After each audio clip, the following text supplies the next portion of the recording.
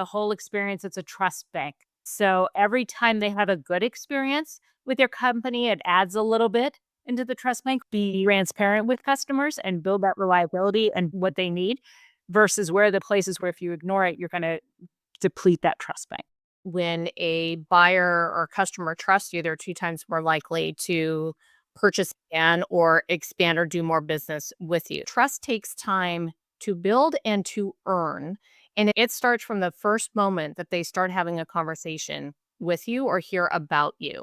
You build or degrade your trust at every single touch point for the customer. So it's not building your brand. Building trust isn't a marketing thing. It's not a sales and marketing thing. It's not even a customer facing thing.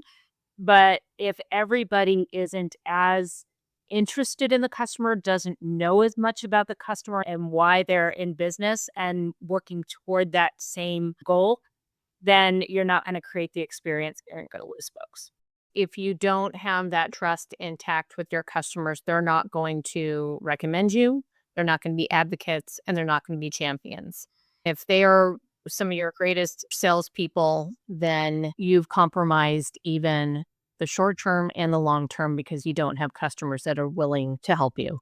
I'm a big believer in SLAs, playbooks, and then shared KPIs and getting everyone to sign off on that and then having the shared KPIs. If you're not all feeling skin in the game around something, then you're more inclined to go off and do your own. But if there's a shared number, we're going to be checking in with each other to make sure that everyone is marching towards that and we're contributing in the way that we're supposed to and meeting that number and that goal. If you're building trust, your customers are going to stay for a while. They're going to be stickier. They're going to be repeat buyers. And it is so much less expensive to keep selling to the same customer and a trusted customer. Plus, it's a lot easier. It's a much more friendly, wonderful relationship than it is for you to have to go build a whole new set of customers every time. So if you look at your churn rates, if you look at your retention rates, if you look at your lifetime value, that's your ROI on brand to me. Your brand can get your feet in the door.